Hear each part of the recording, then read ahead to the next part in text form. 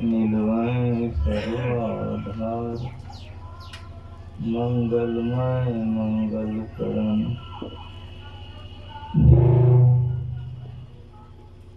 दिनों बारंबार ज्ञान उदय ज्ञान धन सतगुरु शंकर रूप नमो नमो भगवान सकल सुपूजन भूत बंदा गुरु पद कंज कृपा सिंधु नर रूप हरि महामोहतम पुण्य जासु वचन रवि करुण पुरा धन्य धन्य सतगुरु सुखदा महिमा कही न जाय जो कछु कहूँ तुम्हारे कृपा मौतें कछु न रखूं।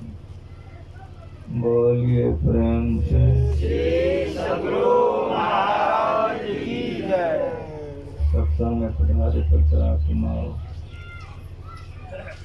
यह सत्संग क्यों हो रहा है, इस बात की जानकारी आप लोगों को मिल चुकी है। गृहपति ने सत्संग कराया है और यह सत्संग संत मत का है। संत मत में जो पाठ होता है वह संतवाणी है और जो संतवाणी पढ़ी जाती है वही विषय है। हमारे जितने सत्संगी लोग हैं पाठ होते जान जाते हैं कि आज का विषय बताना नहीं था।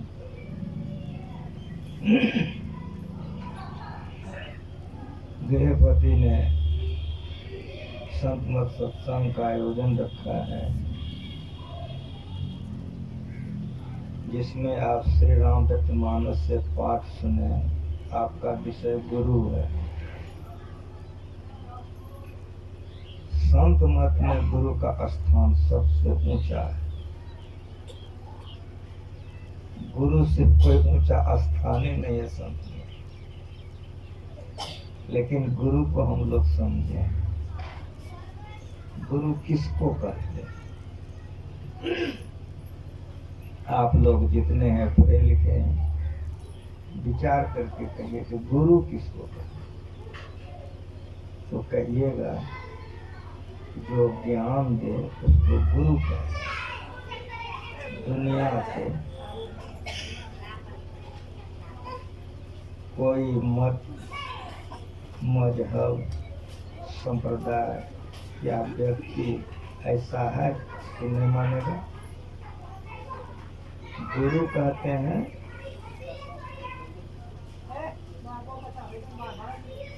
ज्ञान देने वाले। ये आप लोगों के मन में बैठ रहा है कि नहीं? अब विचारिए आप लोग कि ज्ञान देने वाले में सबसे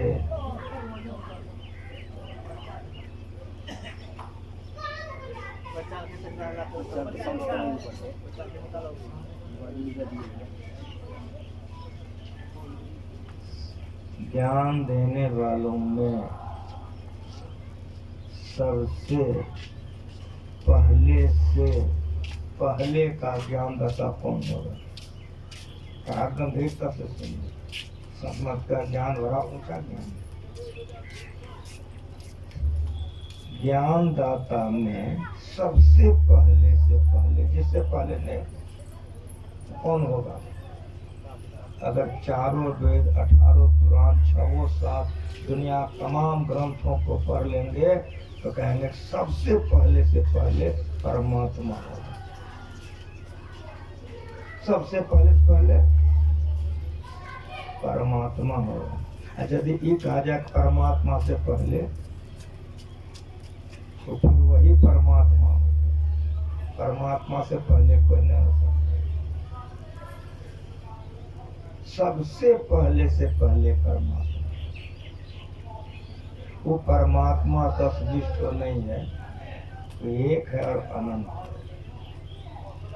उसी की मौज कम से सारी सृष्टि अनेक हो गया। तो सबसे पहले का ज्ञानदाता परमात्मा। हम लोगों को गुरु महाराज जी सिखाए कि बेटा, यदि मन में कोई प्रश्न आ जाए तो संतों के ज्ञान में खोजो, मिल जाए और वह प्रमाण हो जाए। हमारे बहुत से सत्संगी लोग हैं, भजन गाते हैं कबीर साहब का कि परमात्म गुरु निकट विराजे, जाग जाग मन मेरे। सब गुरुओं का गुरु। और बढ़िया से सुनिए आप लोग, डॉक्टर साहब भंडारा भी रखे हैं और 2 उपलक्ष्य रखे हैं। एक के बेले का सत्संग है, कहा के हम चले जाएंगे। इसीलिए बड़ी शांति से सुने। मास्टर साहब ने मुझसे पूछा बाबा कब आएंगे? उनका जितना कहने वाले हो सबको कहवा दीजिए, सबसे लास्ट में मैं जाऊंगा। थोड़ी देर नहीं कहूंगा, बहुत नहीं कहूंगा, बहुत थोड़ा कहूंगा, लेकिन गंभीरता से इसको हाथ में लीजिए। सबसे पहले का ज्ञानदाता परमात्मा हो। इसीलिए कबीर साहब के बीजक है कि परमात्म गुरु निकट विराजे। ये सब गुरुओं का गुरु परमात्मा आदि गुरु तो ज्ञानदाता। आप लोग इस बात को कैसे मानिएगा कि परमात्मा आदि ज्ञानदाता है, सबका गुरु है? तो आगे पढ़े हैं क्या है? निकट विराजे। तो रहता कहाँ है? वैकुंठ में, कैलाश में। परमात्मा रूपी गुरु कहाँ रहता है? तो कबीर साहब कहते हैं तुम्हारे निकट विराजे। और यदि आप लोग गुरु महाराज का पदावली पढ़ते हैं तो पदावली में पढ़िए कि अंग संग आता है कि नहीं आप लोगों? अंग संग पत्नी हर वक्त रहेगी, पति बेटा रहेगा। संसार का ऐसा कोई बता सकता है हर वक्त साथ में रहे? ये कौन है? ये परमात्म गुरु है और गुरु है। ये आप लोगों के कलेजे में उतर जाए। सुनिए, कोई बुरा कर्म, पाप कर्म, निषिद्ध कर्म जिसको आप गलत समझते हैं, उसको करने के लिए आप दे हिलाइए। कोई है वो कर्म करने के लिए दे हिलाइए, अंदर से एक बार आवाज आएगा ऐसा मत करो। ये रोकने वाला कौन है? ठीक ठीक बोलो, बड़े विचार से बताइए। कोई निषिद्ध कुकर्म को आप करने के लिए दे हिलाइए, अंदर से आवाज आ जाएगा ऐसा नहीं करो। आपकी पत्नी नहीं जानती, आपकी माँ, आपके पति नहीं जानते, आपके पिता, आपके पुत्र नहीं जानते, आपके मित्र, संसार के कोई नहीं जानते हैं। लेकिन याद रख लीजिए, जिसने आपको बनाया है वो आपका सब जानता है। आप लोग सब गृहस्थ हैं, बाल बच्चे वाले हैं, शादी ब्याह किए हैं।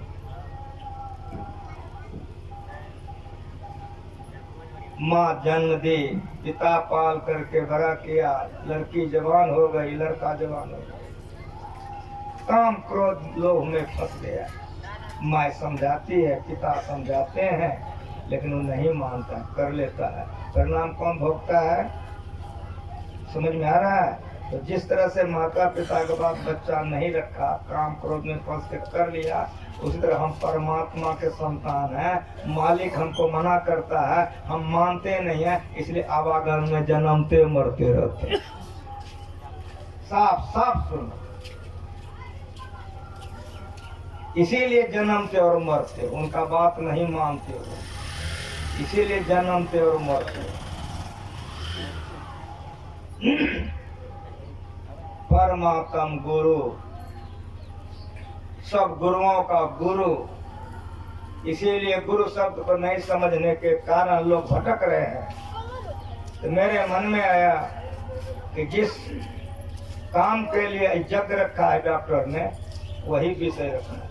लोग नहीं समझते गुरु किसको क्या, कटा गुरुओं महाराज, कटा कालियों में, कटा दुर्गों में, कटा गणेशो जी, कटा छठो जी, चौपट सत्यानाश। गुरु शब्द को नहीं समझा, इसीलिए भिखमंगा है।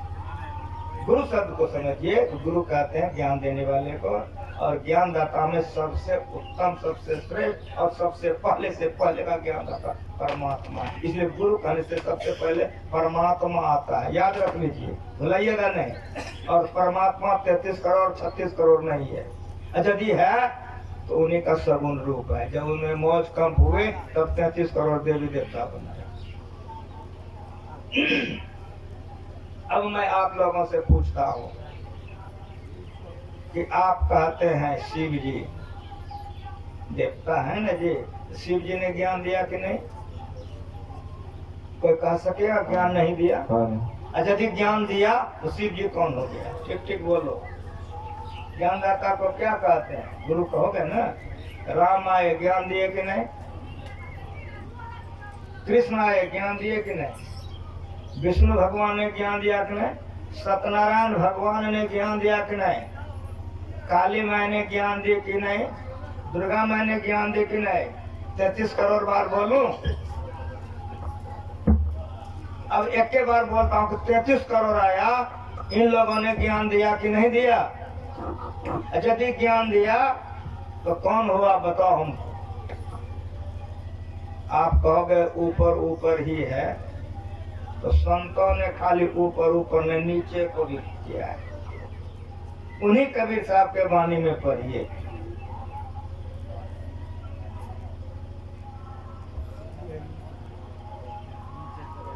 उन्हीं कबीर साहब के वाणी में पढ़िए। धरती पर से, उधर मैं परमात्मा तरफ आ रहा हूँ ना, धरती पर से सुनिए। प्रथम गुरु है माता पिता, रज भी रज के सोई दाता। दूसरा गुरु है मन की दाई। इस तरह से पूरा पढ़ लीजिए। सातम गुरु सतलोक पठाया, जहाँ का माल कहाँ पहुँचाया? तो माँ ज्ञान दी कि नहीं? जल्दी बताओ। पिताजी ज्ञान दिए कि नहीं? दादा नाना मास्टर शिक्षक प्रोफेसर सास ससुर ज्ञान दिया कि नहीं? ये पूछ रहा हूँ। आप कहोगे माए, मैं कहता हूँ गुरु। अगर कलेजे में दम है खंडन करो। आपका तो भगवान शंकर, मैं गुरु कहता हूँ। यदि कलेजे में पानी है खंडन करो। आपका तो भगवान विष्णु, मैं गुरु कहता हूँ। आप सत्यनारायण भगवान का तो मैं गुरु कहता हूँ। आप काली माँ का तो मैं गुरु कहता हूँ। आप दुर्गा माँ का तो मैं गुरु कहता हूँ। आप सरस्वती माँ का तो मैं गुरु कहता हूँ। चाहे ऊपर से लोग कि नीचे से लोग कि बीचे से लोग, कहीं खंडन नहीं कर सकोगे। तर्क से भी इसको नहीं कर सकोगे। समझ में कुछ आ रहा है कि गुरु शब्द कैसा है? सृष्टि के आदि से लेकर सृष्टि के अंत तक ये शब्द ऐसा है। ये नहीं समझने के कारण लोग भीख मांग रहे हैं। गुरु कहने से संसार के जितने पूजनीय हैं सबके सब आ जाए। इसीलिए इस ज्ञान को समझाने के लिए गुरु महाराज जी तुलसी सही से एक लाइन लेते थे तो सब सत्संगी को याद होता कि पात पात के सींच वो बड़ी बड़ी के लोन, तुलसी ऐसे चतुर्पन खाली डह के कहो कोना। इस सही से तुलसीदास जी, इसको मैं अपने तरफ से ऐसे समझाता हूँ कि आप लोगों को कलेजे में उतर जाए। आप लोग एक बगीचा लगाए हो, कहो बाबा जी, पानी पटाने के लिए बेटे को भेज दिए हो या भाई को या स्टाफ को, पानी पटाने के लिए बगीचा चला गया है, गाछ पर चढ़ गया है, घड़ा लेकर के गला से लेके एक एक पत्ता में पानी दे रहा है। जाके देख रहे हो कि पानी पत्ता पत्ता में दे रहा है, तो मोच पिजाओगे ना? हाँ बोलो जरा कि मेरा बेटा बड़ा होशियार है। गदगदी कलेजे में होगा कि नहीं? ठीक ठीक बोलो। कितना दुख आपको होगा तो करोगे क्या? तो बेटा इधर आओ, नीचे उतरो, नीचे उतारोगे, उसके हाथ से धरा ले लोगे और सबका सब पानी गाछ के जड़ में डाल दोगे कि नहीं? सिखाओगे ना। गाछ इतना मोटा है, मेरा हाथ देखो आप लोग, गाछ इतना मोटा है, सारे पानी को घरा का कहाँ डाले हो? जड़ में। अब मेरी बात सुनो तो बढ़िया से, अगर पानी को जड़ में ढारे हो, क्या सिखाओ? कैसे पानी पटाया जाता है? मतलब इतना मोटा गाछ है, अनुपात से पानी लेगा कि नहीं लेगा? इतना मोटा डाल है तो पानी लेगा ना। विश्वास है कि नहीं आप लोगों को? इतनी पतली टहनियां हैं, सब में पानी जाएगा कि नहीं? और लाखों हजारों करोड़ों पत्ते हैं गाछ में, सब में पानी जाएगा कि नहीं जाएगा? झूठ नहीं बोल रहे हैं, विश्वास है ना? एक बार बोलिए श्री। ये मेरा 2 मिनट का प्रवचन है, जिसके चरणों में मैं जीवन बिताया हूँ।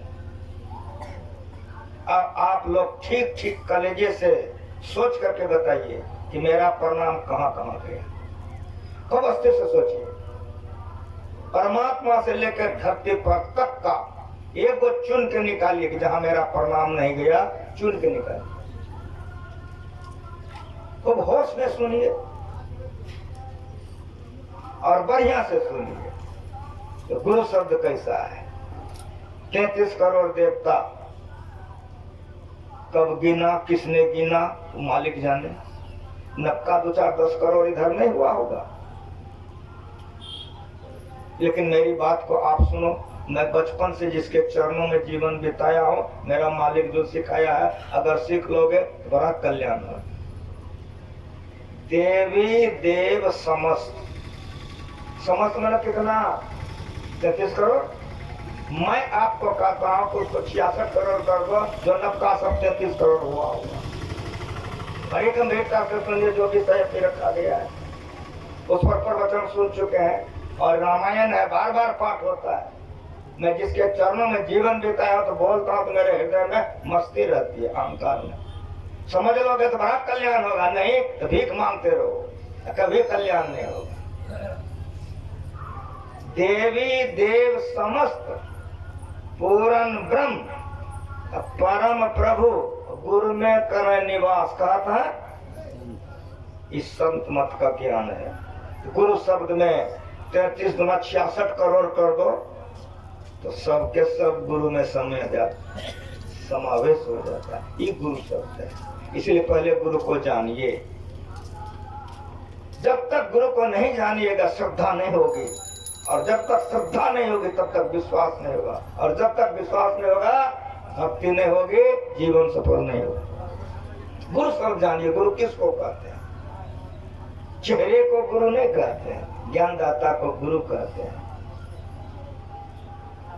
जिस तरह से आपको विश्वास होना चाहिए, गाछ के जड़ में पानी देने से सब में पानी चला गया, उसी तरह से परमात्मा वृक्ष है। और बढ़िया से सुनो, सुनने आए हो, परमात्मा वृक्ष है, उसी में मौज कंप हुई जो 33 करोड़ देवी देवता बना, यक्ष, गंधर्व, किन्नर, नाग, पशु और मनुष्य बना है। इसमें से जो भी ज्ञान दाता है, चाहे किसी भी प्रकार का ज्ञान दिया, हरे जोतने के लिए सिखाया तो आपके गुरु, छलनी चलाने के लिए सिखाया था आपके गुरु। लेकिन जैसे मेरे मुंह से निकल गया तो हरिनंदन बा सामने आ गए। जब मैं घर से निकल के गया था, हरिनंदन बा अभी है, मौजूद है, आचार्य है, आप लोग जानते हैं। तो गुरु जी को भोजन बनाते थे, अब मैं उनका सहायक। तो छलनी चलाने का गुरु हमारे हरिनंदन बाबा है। पाक विद्या का वे मेरे गुरु हैं। इतना वे सिखा दिए थे कि कहीं मैं जाके भोजन बना कर रखता था, जब गुरु माँ जी पहुंचते तो भोजन करते थे। जब तक कोई सिखाने वाला नहीं होगा, कोई कामों को आप नहीं सीख सकते हो। कुछ भी सिखाने वाले को गुरु कहते हैं। लेकिन मेरी बात आप सुनो, सातम गुरु सतलोक पठाया, जहाँ का माल जहाँ पहुँचाया। ये गुरु सब गुरुओं में श्रेष्ठ गुरु है। इसलिए मेरा कहने का मतलब है, पात पात पे सीखो, पत्ते पत्ते में पानी दोगे ठगा जाओगे। आधा लाइन है, आधा लाइन क्या है? बड़ी बड़ी के लोन, तुलसी ऐसे चतुरपन कलिडर के कहो कौन। आप लोग तो बगीचा लगाओगे, पुरुष वर्ग हो, हमारी माँ बहन की करेगी कि जितना बैठी है पीछे में। तो बड़ी बनाती है लोग कि नहीं बनाती है? तो बड़ी लोग बनाती है, पहले बेसन तैयार करती है, शांति है, पानी में डाली, अगर ऊपर आ गया समझ गए पूरा हो गया, तब पारेगी ये लोग। पहले खटिया पर चौकी पर पाते थे लोग, अब तो प्लास्टिक हो गया ना। अंगना से दरवाजे तक बड़ी पार दी, बड़ी पारी हुई हो गई, हाथ धो ली, नमक का डलिया ले ली, एक एक बड़ी में नमक मिला रही है। आ गई सहेली, पूछ रही है कि क्या कर रही हो? तो आंगना से द्वार तक बड़ी पार चुकी हूँ, खत्म हो गया, तो अब क्या कर रही हो? तब एक एक में नमक मिला रही हो। तो कहेगा ना बड़ी होशियार है। हाँ बोलो, बहुदेव उपासक बनोगे, जन्मते मरते रहोगे। साफ साफ सुन, जो बहुदेव उपासक होता है तो मौत कभी नहीं मिलता है, कभी नहीं मिलता है, कभी नहीं मिलता। इस संत मतलब चलाता है। इसीलिए गुरु महाराज जी रटा के गए हैं। जितने आप बैठे हो इसमें जो संत मत के लोग हो, तो रोज रटते हो श्री सदगुरु के सार शिक्षा। क्या याद रखनी चाहिए? घंटा कालियों में, घंटा दुर्गो में, घंटा गुरु में करनी चाहिए, ठीक है ना? हाँ बोलो। घंटा छठों में, घंटा चटचटों में, घंटा सरस्वतियों में, घंटा गुरु में, ठीक है ना? हाँ बोलो। क्या याद रखनी चाहिए? घंटा सत्यनारायण भगवान कालियों में, घंटा दुर्गो में, घंटा गुरु में, ठीक है ना? हाँ बोलो। यही याद रखनी चाहिए, ठीक है ना? इतना जीवन बीत गया, क्या रोज पढ़ते हो? श्री सदगुरु के साथ शिक्षा याद रखनी चाहिए। आगे याद नहीं है कि क्या पढ़ते हो? अति अटल श्रद्धा प्रेम से गुरु भक्ति करने की। अति अटल श्रद्धा किसको कहते? तो मुंह तो बोलता है, जब फूल ले लो तो कहाँ कहाँ चढ़ाते हो? कलेजा से पूछो, हमारा मुंह मत देखो। बोलते तो कि श्री सदगुरु के साथ शिक्षा याद रखनी चाहिए। अति अटल श्रद्धा प्रेम से गुरु भक्ति करनी चाहिए। तुरंत बोले हो, अब फूल देने बाद 7 पर चढ़ा दिए तो की हो गया? ये सो बताओ हमको। अति अटल श्रद्धा कहाँ चली गई? यदि अति अटल श्रद्धा नहीं है तब मोक्ष चाहोगे, किसी जन्म में नहीं होगा। शांति चाहोगे, कभी जन्म नहीं होगा। सीधी सीधी बात आप सुनो, आप लोग सब गृहस्थ हो। अगर कोई एक पति पर रहता है तो उसको पतिव्रता स्त्री कहते हैं। खबर यहाँ से सुनो, एक पत्नी पर रहता है, एक पत्नी व्रत निष्ठ कहते हैं। लेकिन मेरी बात आप सुनो बढ़िया से। यदि कोई 5 पति करे, 5 स्त्री करे, क्या कहोगे उसको? ठीक ठीक बोलो, कसम खा के, क्रिया खा के बोलो। एक के बाद 2-3 करे, क्या कहोगे? तो लड़की को बेचारी कहोगे, नहीं कहोगे? ठीक ठीक बोलो ईमानदारी से। वो लड़का को क्या कहोगे? बेचारी कहोगे ना।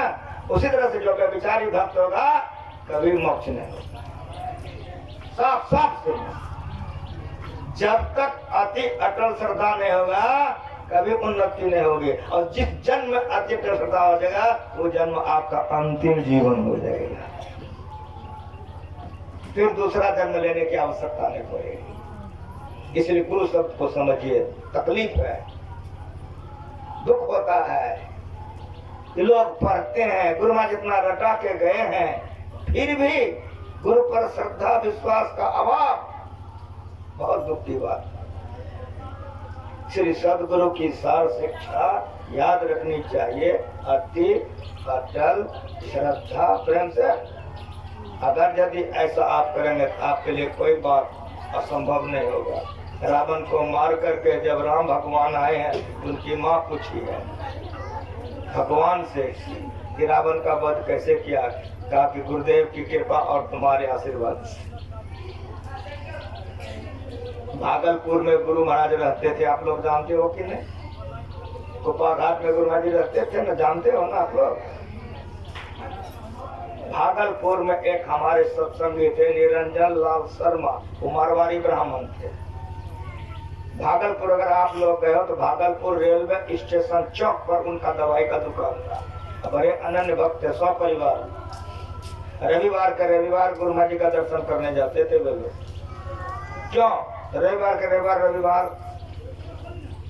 भागलपुर बंद रहता है, इसलिए वे लोग रविवार के रविवार दर्शन करने जाते थे। सुनिए मेरी बात को,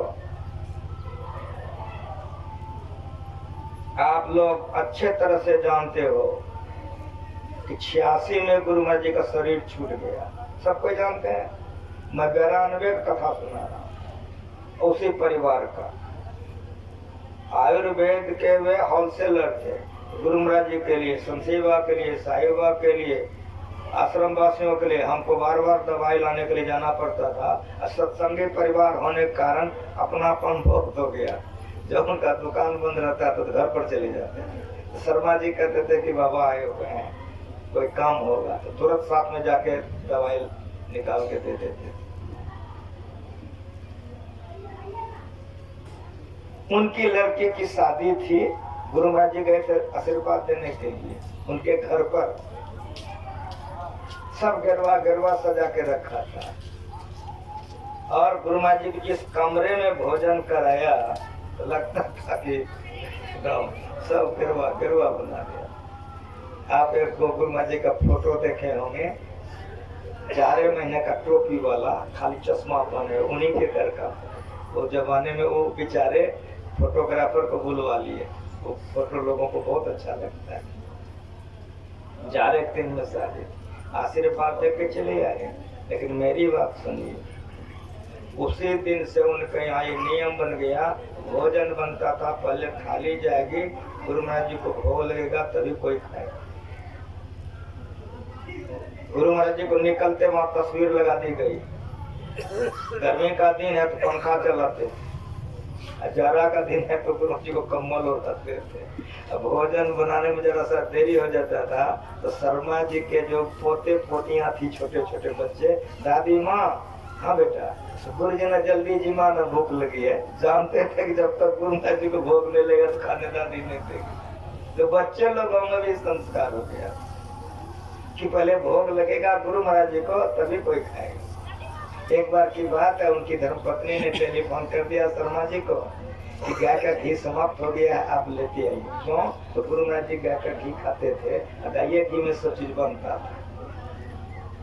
शर्मा जी गाय का घी तो मंगाए लेकिन भूला गए। जब आए तो पत्नी ने पूछा, घी कहे थे आप?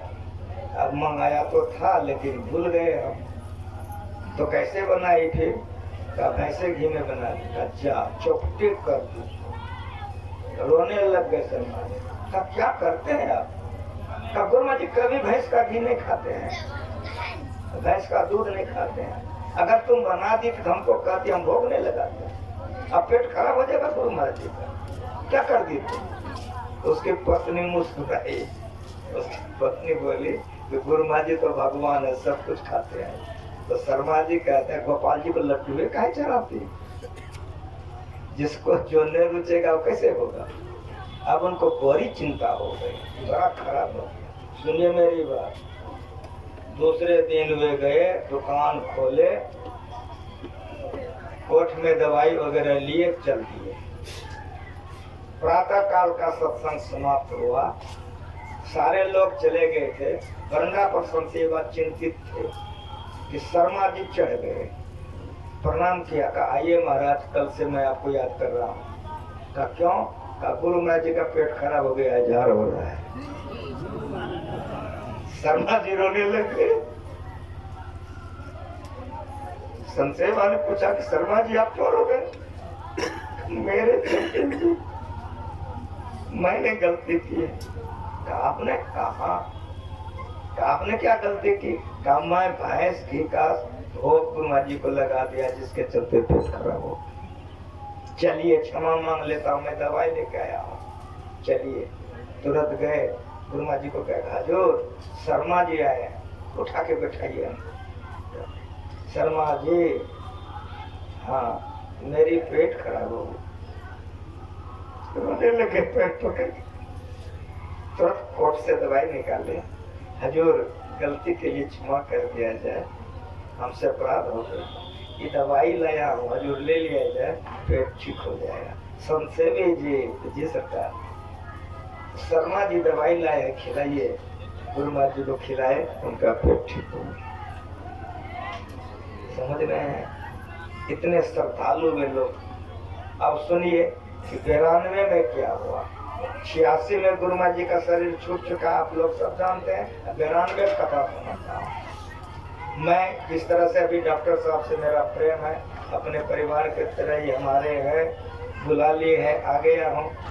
उनके यहाँ मैं बुलाए भी जाता था, कोई जरूरत हो दवाई वगैरह की।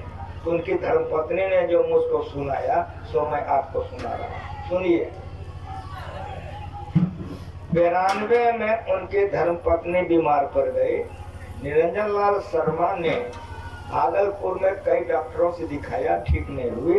एक डॉक्टर ने जब जांच कराया तो कहा कि अकेले चैम्बर में आइए। जब अकेले आए तो शर्मा जी कहा, आपकी धर्मपत्नी का इलाज भागलपुर में नहीं हो सकेगा। कहा सर, घबराइएगा नहीं, सुनिए, आपकी पत्नी को कैंसर हो गया, इसीलिए भागलपुर में इसका इलाज नहीं है। मैं आपको कागज बना देता हूँ, कैंसर संस्थान जाइए, कागज पर छूट भी मिलेगी, प्रेफरेंस भी मिलेगा। कहा जी सर, इधर ही हो गए। तो बेचारे सारी तैयारियां की, सब परिवार को लेके, कागज को लेकर के कैंसर संस्थान में जाकर के भर्ती हो गए, बम्बई में। जब बम्बई में उनकी धर्मपत्नी कैंसर संस्थान में भर्ती हो गए तो डॉक्टर लेके गए अंदर। जैसे वो उठाए कैंची चेक करने के लिए कि पहले देखें, आवाज आई तो ऑपरेशन करो। डॉक्टर साहब कैंची रख दिए, चारों तरफ देखने लगे कि एयर टाइट मकान है, आवाज कहाँ से आई, आवाज कहाँ से? मन में वक्त नहीं, भ्रम हो गया, कोई आवाज नहीं आई। दोबारा सुधिया कि फिर आवाज आई। अब मेरी बात सुनिए, तो गुरु महाराज जी का डॉक्टर नामों ने सुना होगा, चेहरा देखना तो छोड़ दीजिए, लेकिन मेरा भारत बड़ा पवित्र है।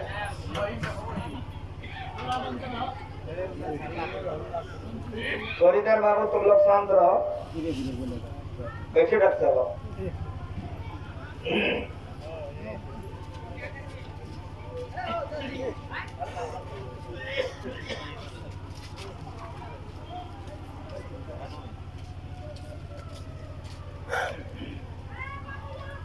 दोबारे कैंची उठाया तो ऐसी हो गई। जब दीवारे कैंची उठाई, साफ साफ आवाज आई कि देर करोगे मरीज हाथ से निकल जाए।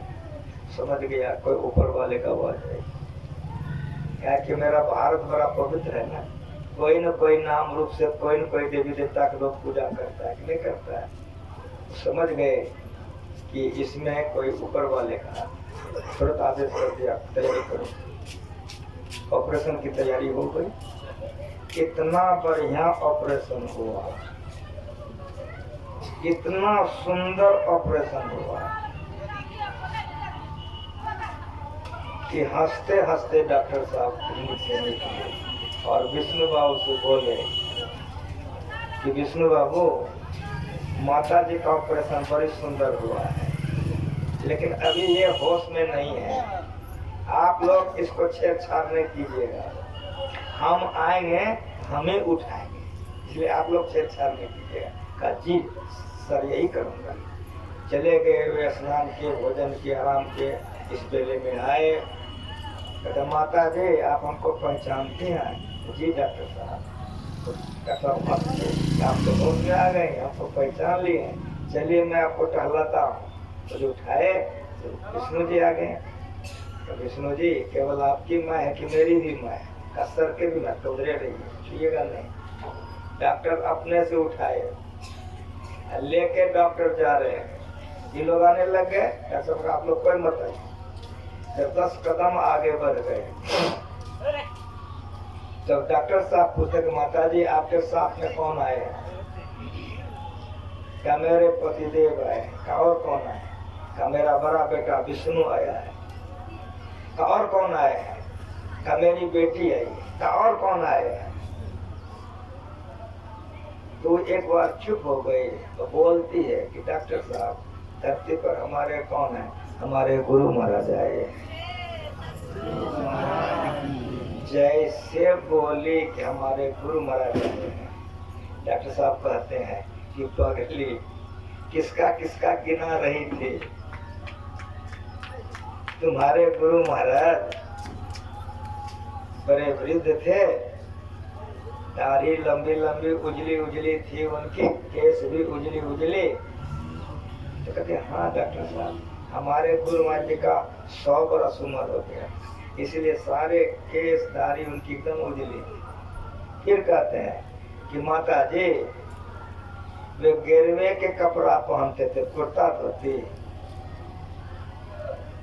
कहते हाँ डॉक्टर साहब हमारे गुरु महाराज सन्यासी थे, बाल ब्रह्मचारी, वे गिरवा पहनते थे, ताकि वे धोती कुर्ता पहनते थे और हाथ में एक डंडा रखते थे। जैसे डॉक्टर साहब कहते हैं हाथ में एक डंडा रखते थे। कभी माता जी कहते डॉक्टर साहब क्या बोल रहे हैं? हमारे गुरु महाराज जी का तो शरीर छोड़ा कितने बरस हो गए। तो जैसे बोलने के कितने बरस हो गए तो तुरंत डॉक्टर साहब कहते हैं कि यदि उनका शरीर छोड़ा कितने बरस हो गए तो मैंने उनका दर्शन कैसे किया? माता जी जब हम ऑपरेशन के लिए आपके मांस काटने के लिए मैं कैंची उठाया था तो आपके गुरु महाराज जी ने हमको 3 बार कहा था, लेकिन उस समय मैं कुछ भी नहीं समझ सका था। लेकिन मेरी बात सुनिए माता जी, जब मैं आपका ऑपरेशन कर रहा था तो लाठी लिए आपके सिरहाने में तब तक खड़े थे जब तक आपका मैं ऑपरेशन कर रहा था। तब मैं समझ गया कि आज मेरा जीवन सफल हो गया कि बहुत बड़े भक्तिन का हम सेवा कर रहे हैं, इन्हीं का कोई गुरु है। और मेरे मन में हुआ कि आज मेरा क्लिनिक पवित्र हो गया और मेरा डॉक्टरी विद्या धन धन हो गई कि इनका दर्शन हो गया। माता जी मैं आपका ऑपरेशन कर रहा था, लेकिन कभी कभी नजर उठा कर उनका दर्शन करता था तो मन मचल जाता था कि चरण छू लूं, लेकिन हम लोगों का पढ़ाई बड़ी करी है, हम तो हिल नहीं सकते। उन्हीं की कृपा से आपका ऑपरेशन इतना सुंदर और इतना जल्दी हुआ है। जब सारा ऑपरेशन आपका हो गया तब मेरे मन में हुआ अब साबुन से हाथ बढ़िया से धो लेता हूँ, तब ऐसे महापुरुषों का चरण छू के आशीर्वाद ले लूंगा। माता जी उधर जो मैं गया हाथ धोने, इधर गायब हो गए, चरण छू के आशीर्वाद नहीं ले सका। महाराज की जय। जो बिंदु दर्शनम दूर दर्शनम पुण्या नाद श्रवणम दूर श्रवणम कारणम, जो बिंदु और नाद में पूर्ण हो जाते हैं, किसी देश में रहें, किसी देश में रहें, किसी जाति के रहें, वे संत कहलाते हैं। हितते हृदय ग्रंथिस छिद्यन्ते सर्व संशया क्षीयन्ते चास कर्माणि तस्मिन् दृष्टि परावरे उपनिषद। अथवा नहीं तो आप लोगों को जो गुरु महाराज रटा के गए हैं, शांति अस्थिरता व ये परमात्मा है। एक के शब्द को 3 बार गुरु महाराज ने कहा। शांति कौन होगा? जो अस्थिर है। अस्थिर कौन होगा? जो निश्चल है, अनंत है, इसीलिए उसको चलने के लिए जगह नहीं है। शांति अस्थिरता व निश्चलता को कहते हैं। शांति को जो प्राप्त कर लेते हैं वही संत कहलाते। किसी देश जाति में हो उसको संत कहते हैं। मेरी बात सुनिए, तीनों लोग उनका आंख और कान होता है, इसीलिए जैसे शिष्य पुकारते हैं तो तुरंत सुनते हैं। इसको मैं और प्रमाणित कर दूं जो आप लोगों का कलेजे में उतर जाए। मीराबाई का नाम आप लोग सुने हैं? मीराबाई रहने वाली कहाँ की थी? राजस्थान के। उनके गुरु का क्या नाम था? रविदास जी। रविदास जी कहाँ के रहने वाले थे? बनारस का। आप लोग पढ़े लिखे हैं, बनारस कहाँ है? और फिर राजस्थान कहाँ? कितनी दूरी है? सुनिए मेरी बात, इस संत मत का मंच है, संतों का जीवन चरित्र सुनिए या उनका उपदेश, निहाल हो जाइएगा।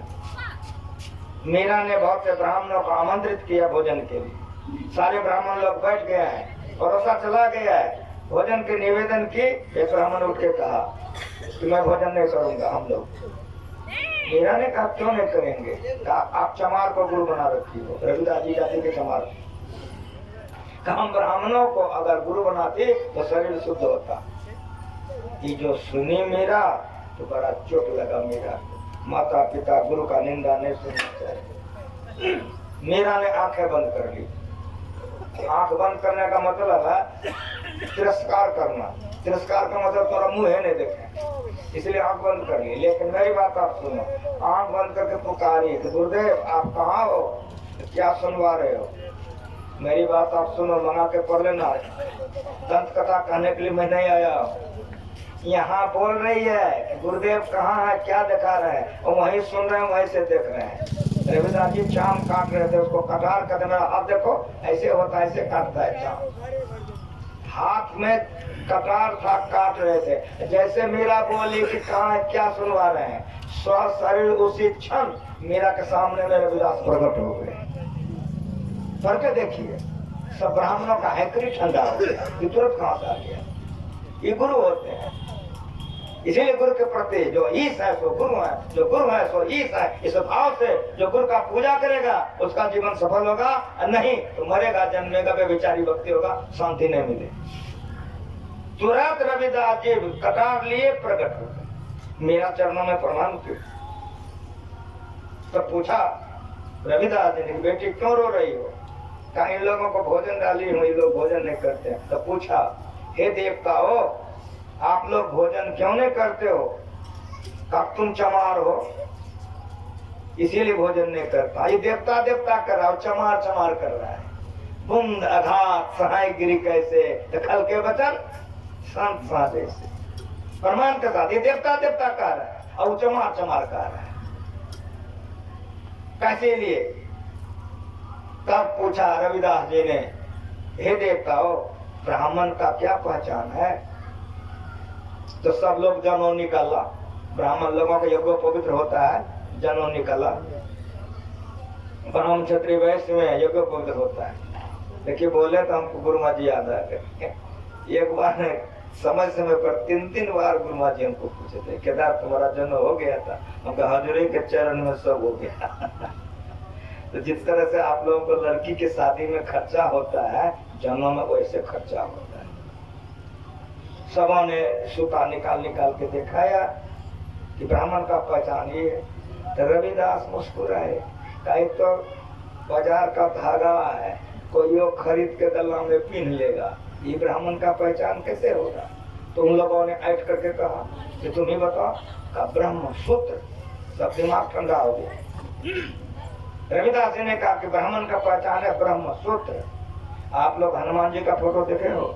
हनुमान जी से पूछा भगवान कहाँ रहता है? कहा सब जगह रहता है। कहा तुम में भी रहता है? कहा हाँ। कहा देखा तो कलेजा फोड़ दिया। तो हनुमान जी का फोटो मिलेगा सीताराम कलेजा में है, देखे हैं कि नहीं आप लोग?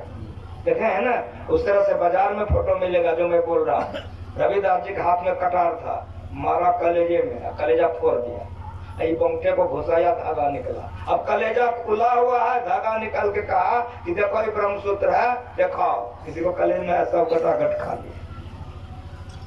घबराओ नहीं, ये गुरु होते हैं, चेहरे से नहीं होते हैं। जो परमात्मा को आत्मा के द्वारा प्राप्त कर लेता है किसी भेष देश जाति में, वे गुरु होते हैं। ऐसे गुरु के प्रति कैसा विश्वास रखो? तो जो ईश है तो गुरु है, जो गुरु है तो ईश है। इस भाव से जो गुरु का पूजा करेगा, ध्यान करेगा, अपने को समर्पण करेगा, जीवन में उसके लिए कोई असंभव नहीं हो जाएगा। इसीलिए गुरु तीनों लोकों को देखता है। इसलिए भी आपने सुना, बंदो गुरुपद कंज कृपा। जितने हमारे सत्संग है सबके मुंह में घुसा हुआ है। कहोगे क्यों? तो गुरु महाराज जी यही वंदना करके प्रवचन किए हैं, इसलिए जितना प्रवचन पढ़ता सबको मुंह में घुसा के गए। बंदो गुरुपद कंज कृपा सिंधु मुना सागर, कृपा के सागर, कृपा सिंधु। नर रूप लेकिन नर नहीं। तो बढ़िया से सुनिए, नर रूप हरि साक्षात परमात्मा है, साक्षात परमात्मा है। नर रूप हरि महामोह तम पुंज। मोह के चलते हम लोग दुख भोग रहे हैं। यहाँ महामोह कहा जा रहा है। मोह सकल व्याधिन कर मूला, सारे दुखों का घर मोह है। आप घर में कटोरा में दूध भात खा रहे हो और कोई मरा जा रहा है तो भाषण करोगे कि हाँ हमको भी मरने आया, हम भी मरेंगे, कोई फर्क नहीं पड़ेगा आपको। लेकिन उसी के दूसरे क्षण कोई कह दे आपका बेटा गिर गया, दांती लग गया, तो कटोरा घुसेगा कि नहीं मुंह में, चम्मच बोलो ही मंदा। समझ में आया क्या कह दिए हम तुरंत में? तू मर के जा रहा है तो आपके मन में कोई फर्क नहीं पड़ा। अब बेटा को खाली दांती लग गया तो कटोरा चम्मच कहाँ जाएगा, कलेजा कुटोगे। तो बेटा से मोह है, उससे मोह नहीं था। इसलिए जहाँ जहाँ मोह है वहाँ दुख है। यहाँ का महामोह तो क्या है? तम पुंज, आंख बंद करके देखो, कोई हो क्या देखते हो? अंधकार, महामोह। ये अंधकार मंडल में जब रहोगे तो चाहोगे कि झूठ नहीं बोले, बोलते हो। चाहते हैं चोरी नहीं करे, करते हैं। चाहते हैं विचार नहीं करें, लेकिन करते हैं। क्यों? महामोह तम पुंज, अंधकार मंडल में जब तक आप रहेंगे दुख में रहेंगे। इसका नाश कैसे होगा?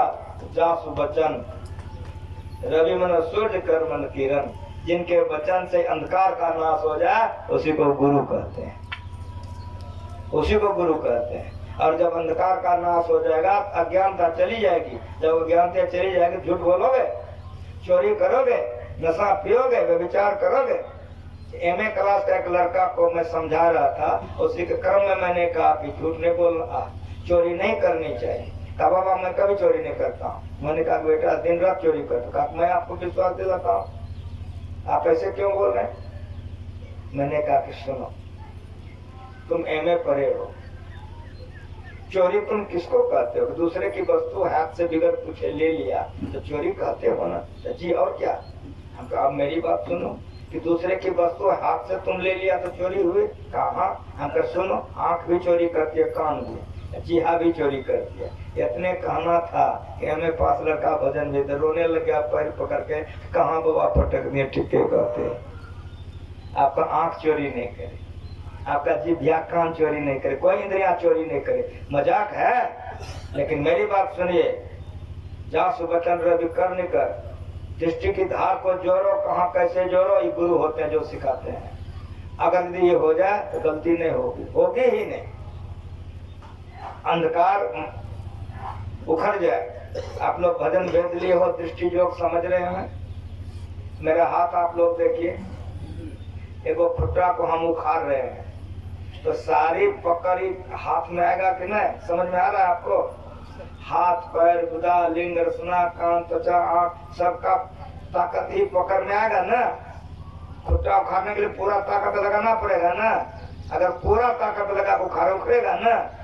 हाथ, पैर, गुदा, लिंग, रसना, कान, त्वचा से अपने दृष्टि की धार को अज्ञान चक्र में जोड़ दीजिए, अंधकार रूपी खुट्टा उखड़ जाएगा, प्रकाश में चले जाएंगे आप। अब काम वासना नहीं सताएगी, याद रख लीजिए। अब काम वासना नहीं सताएगी। क्यों नहीं सताएगी? इंद्रियों में चेतन धार नहीं है। अब लोभ नहीं सताएगा, क्रोध नहीं सताएगा। इसी क्रिया को जो कर लेते हैं वे गुरु कहलाते हैं। मेरा, सबरी, नानक, कबीर और इसी को गुरु महाराज जी ने किया। उपाघाट में 18 महीने बैठ करके सारे अंधकार प्रकाश शब्द को उड़ा करके परमात्मा को पाके गुरु महाराज जी परमात्मा हो गए। जब तक ये धरती रहेगी उनके तस्वीर पर लोग फूल चढ़ाते रहेंगे। ऐसे गुरु हम लोगों को जीवन में मिल गया। अब तब फिर अति अटल श्रद्धा नहीं रखे, धिक्कार है जीवन। इसलिए गुरु शब्द को समझिए। गुरु ब्रह्मा, गुरु विष्णु, गुरुदेव सदा शिव, गुरु साक्षात परब्रह्म तस्मै श्री गुरुवे नमः। 33 करोड़ में 3 गो सरदार है। कहना तीनों गुरु है। गुरु ब्रह्मा है, गुरु विष्णु है, गुरु शिव है। गंगा सम गुरु हो, पाप सब धो माही। सूरज सम गुरु हो, तिमिर हरि ले माही। इसलिए गुरु शब्द को समझिए। जो गुरु शब्द को समझ करके अति अटल श्रद्धा से प्रेम करेंगे उनकी भक्ति में उन्नति अवश्य होगी। इसीलिए श्री सद्गुरु के सार शिक्षा याद रखनी चाहिए, अति अटल श्रद्धा प्रेम से। अब आप लोग जो फूल उठाइएगा एक जगह से दूसरे जगह चढ़ाइएगा तो कॉलेज में एक बार लगेगा बाबा जी क्या कहा है। जरा बढ़िया से सुनिए, कंटा अचरा इधर हो, कंटा खचरा उधर हो, कंटा फूल इधर हो, कंटा पानी उधर हो। ये मेरा गुरु ने सिखाया है। अति अटल श्रद्धा किसको कहते हैं? जान चला जाए लेकिन आप बहकिए नहीं। ये भाव कब होगा? इस सत्संग सुनिए, इसमें सुनिए, समझिए और गुरु महाराज से प्रार्थना कीजिए कि जिस तरह से गुरु महाराज जी को गुरु पर श्रद्धा हो गई, हम लोगों को भी गुरु महाराज पर श्रद्धा हो जाए तो हम लोगों का भी जीवन सफल हो जाएगा। इन्हीं शब्दों के साथ मैं उस बच्चे को धन्यवाद देता हूँ जिसका आज मुंडन है, किस परिवार में जन्म लिया। वो पहले का संस्कारी बच्चा है। आप कहेंगे क्यों कह रहे हैं? तो गुरु महाराज ने कहा प्राप्तन कृतांग लोका निसति शाश्वत समा सुचिनान श्रीमतान गए भ्रष्टो भी जाए थे। भगवान कृष्ण ने कहा है कि संस्कार जीवात्मा जब शरीर छोड़ता है बहुत दिन हिसाब से सुख भोगता है, योगी कुल या श्रीमान के यहाँ जन्म लेता है। अगले जन्म में पवित्र होगा वो। तो मुंडन संस्कार पर इतने साधु महात्मा लोग आए हैं, नाम हो रहा है और इन्होंने घर बनाया है। गृह प्रवेश का उपलक्ष्य है। सुनिए सत्संग क्या है? ते ही सत्संग निज अंग श्री रंग भवभंग कारण शरण सुख है। इन्होंने सत्संग करा करके परमात्मा को ही बुला लिया। इनका घर तो पूरे पूरे पवित्र हो गया। सत्संग हो गया था तो शिव जी ने मट्टी लगाया, हो रहा था तो जय सच्चिदानंद के प्रणाम किया, तो होने वाला था तो मट्टी लगाया। तब सती से नहीं रहा गया कि आप देवों के देव महादेव ऐसे क्यों करते हैं। तब कहा तुम अपने नजर से देखो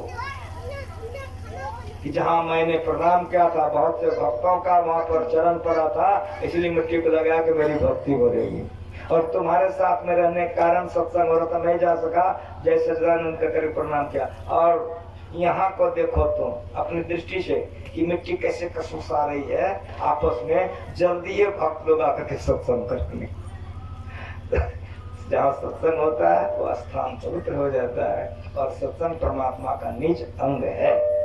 इसीलिए हम लोगों को सत्संग नित और ध्यान नित रहिए कर संलग्न हो। विचार चोरी नशा हिंसा झूठ सुनना चाहिए। तो मैं परमात्मा गुरु महाराज से प्रार्थना करता हूँ जिस भाव से गृहपति ने मकान बनाया है, आनंद से रहें, ध्यान करें, सत्संग करें, समाज का सेवा करें तो परम कल्याण होगा। आप जितने भक्त आए हैं सभी के लिए मैं गुरु महाराज से यही प्रार्थना करता हूँ कि सभी का मन गुरु महाराज के चरण में लग जाए कि सभी का परम कल्याण हो जाएगा। मेरे गायक हैं, पदावली से एक भजन सुन लीजिए मस्ती से, फिर आरती हो जाएगी। मैं तो चला जाऊंगा, कारण है कि मेरा कहीं समय दिया हुआ है। मेरा शंभू जी बहुत दुलारे हैं, प्यारे भी हैं, दोनों शब्दों का मैं इनके लिए प्रयोग करता हूँ।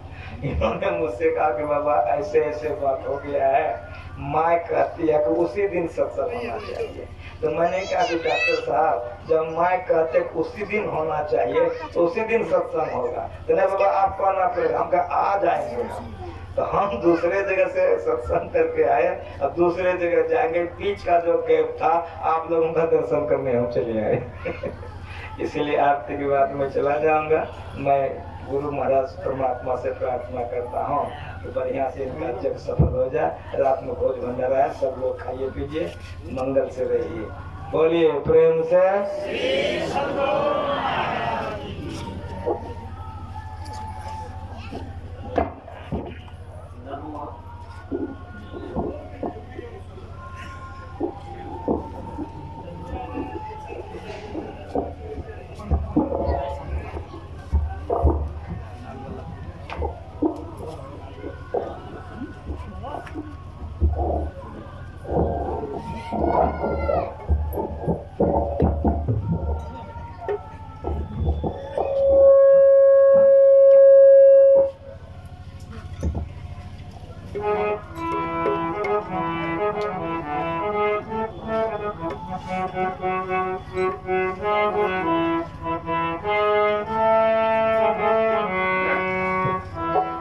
प्रेम से श्री सद्गुरु महाराज की जय।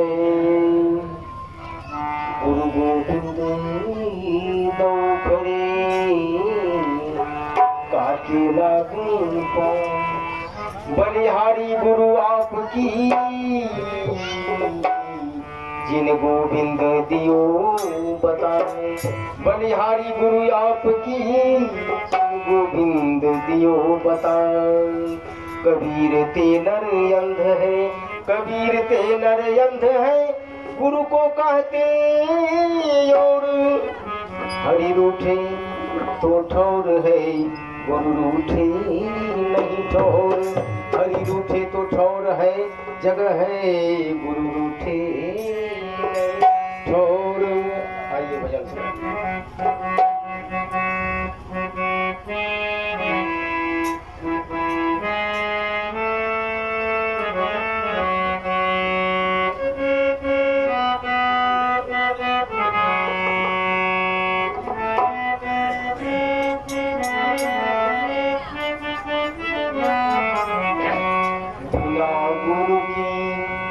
कृपा पाई नहीं जीवन उधारा।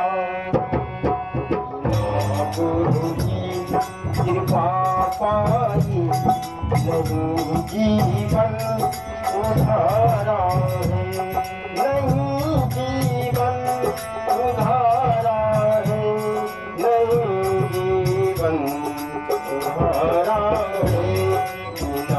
गुरु की कृपा पाई नहीं जीवन उधारा है।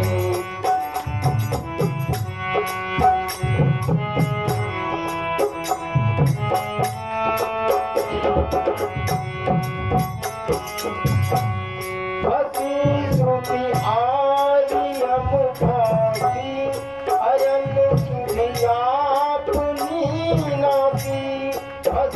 श्रुति आई जब भाती, अयन सुधि आठ मीनाती। भई भग शोभ की बाती, भई भग शोभ की बाती। कठिन जगति नारायण, गुरु की कृपा पाई जीवन उधारा है।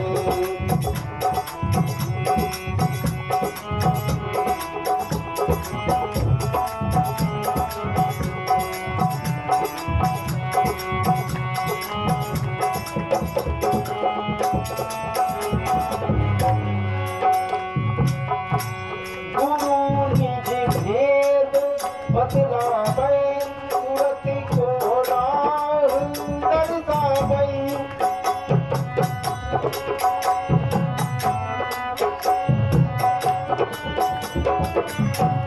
गुरु निज भेद बतलावै, सूरत को राह दर्शावै। जीव हित आप ही आवै, जीव हित आप ही आवै। सूरत को आधारा है, गुरु की कृपा पाई जीवन उधारा है।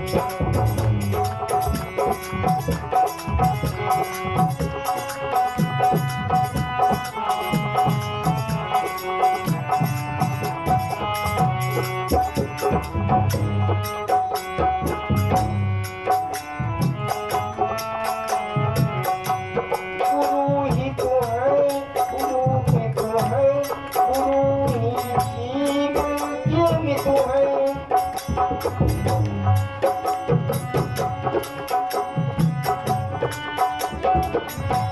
गुरु ही तो है, गुरु ही तो है, गुरु ही जीव में तो है। गुरु सब कोई नहीं दूजा, गुरु सब कोई नहीं दूजा। जीवों को उधारा है, गुरु की कृपा पाई जीवन उधारा है, नहीं जीवन उधारा है। नहीं जीवन धारा है, बिना गुरु की कृपा पाई नहीं जीवन।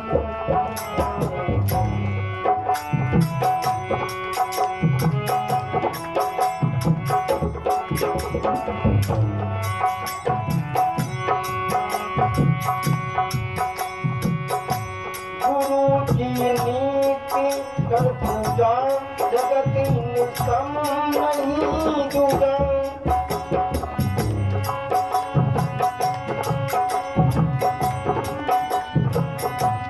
गुरु की नीति कर पूजा, जगत निष्कम नहीं दूजा। नहीं को आनंद नहीं सूझा, नहीं को आनंद नहीं सूझा। भगत गुरु कृपा पाई जीवन धारा है, जीवन धारा है, नहीं जीवन धारा है, जीवन धारा है। गुरु की कृपा पाई जीवन धारा है, गुरु की कृपा पाई जीवन धारा है। बिना गुरु की, बिना गुरु की, बिना गुरु की